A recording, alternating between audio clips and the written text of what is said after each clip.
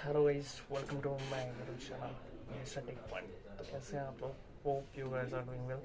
So today we have the class that is the interesting and it will be top most full class. So today we have the topic that is outlook.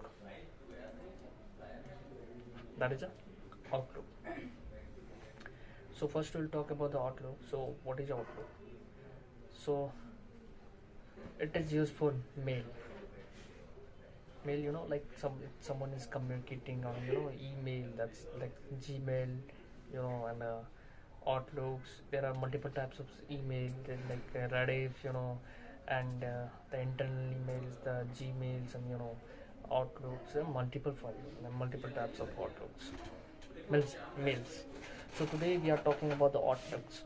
If you guys are been working in any organizations, and the most of organizations, they'll use Outlook for mailbox.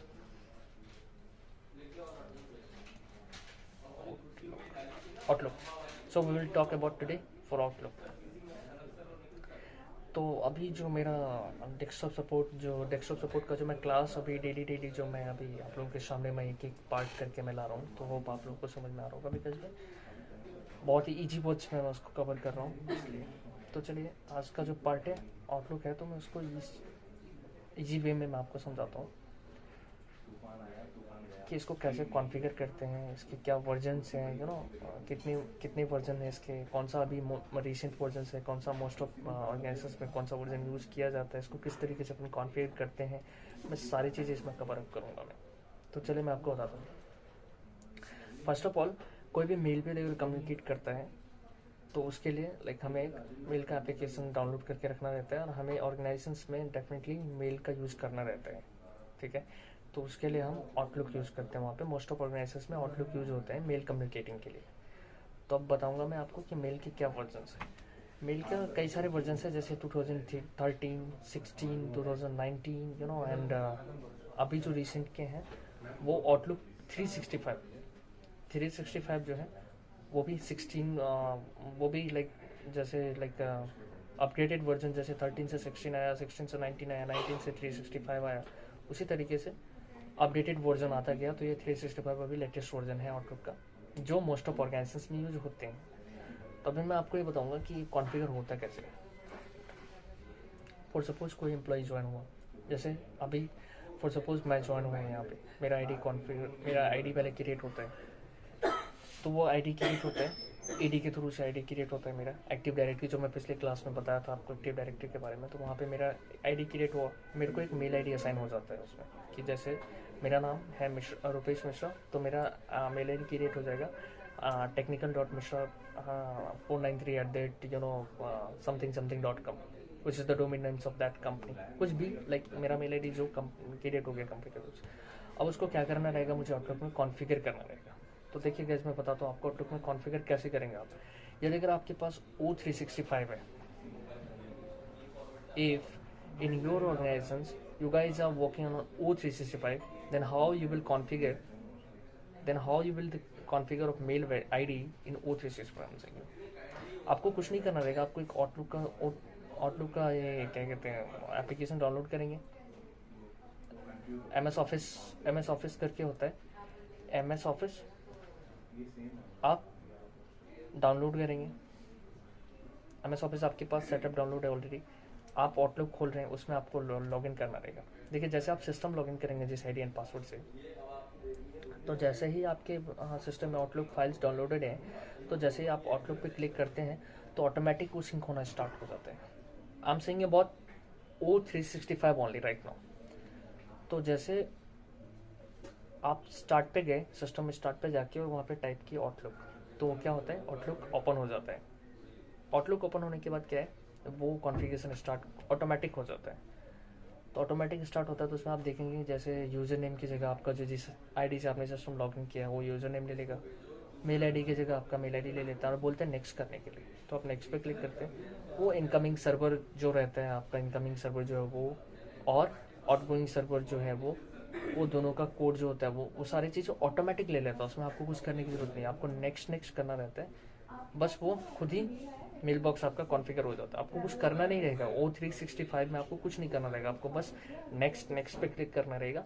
वो खुद ही system detect करता रहेगा, उसमें आपका user name, mail ID है ना, password, सारी चीज़ें कॉन्फ़िगर करके आपको दे देगा। That's the way of Outlook 365. How can you configure the O365 users Outlook, which I explained right now.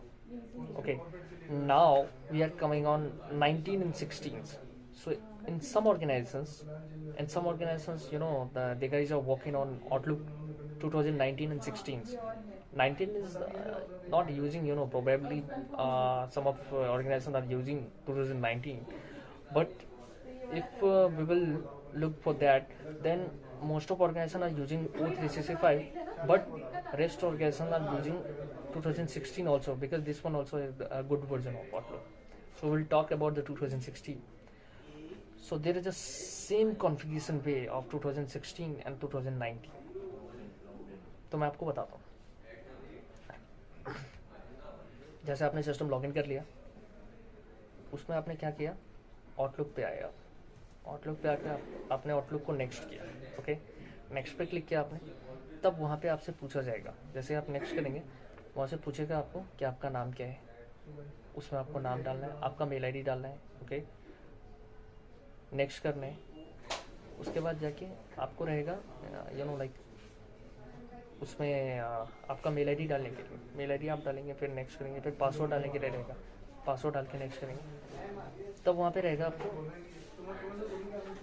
कि आप कौन सी, आपका इनकमिंग मेल सर्वर क्या है और आउटगोइंग मेल सर्वर क्या है, तो जो भी रहेगा उसमें डालना पड़ेगा।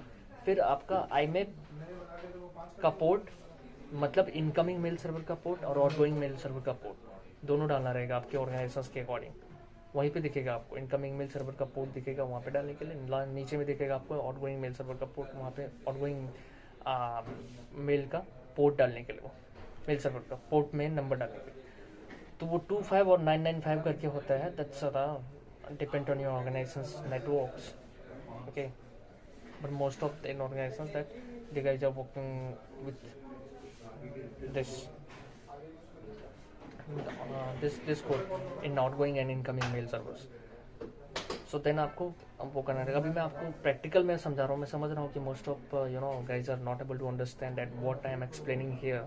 सो what you should to do, you should to watch my practical also, क्योंकि after you know after theoretical part I will cover the practical part also. तो मैं दिखाऊंगा आपको फोटो के जरिए, मैं आपको बताऊंगा कि कैसे कॉन्फ़िगर हुआ है।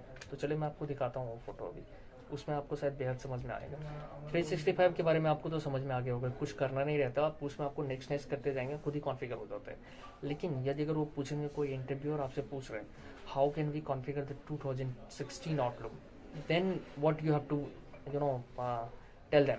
सो मैं आपको फोटो के जरिए दिखाता हूँ। आइए, अभी मैं आपको आउटलुक वर्जन्स के लिए बता रहा था। तो देखिए आउटलुक वर्जन्स यही है, इसमें आपको दिख रहा है। अभी मैं दिखाऊंगा ये 13 और 16 कैसे कॉन्फ़िगर होता है।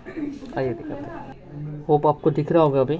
तो मैं आपको दिखाया हूँ कि 16 और 19 किस तरह से कॉन्फ़िगर होता है। ये देखिए इसमें आपको दिखा रहा हूँ मैं स्टेप बाय स्टेप। तो होप आपको अब समझ में आ रहा होगा। तो ऐसे ही कॉन्फ़िगर होता है आउटलुक। गाइस आपको समझ में आ रहा होगा आई। अब इस क्लास को यहीं ख़त्म करते हैं। तो आज की क्लास में मैंने बताया आपको आउटलुक क्या है, कैसे कॉन्फ़िगर होता है। Thank you. Don't forget to subscribe Mr. Tech Point and also press the bell icons for new updates.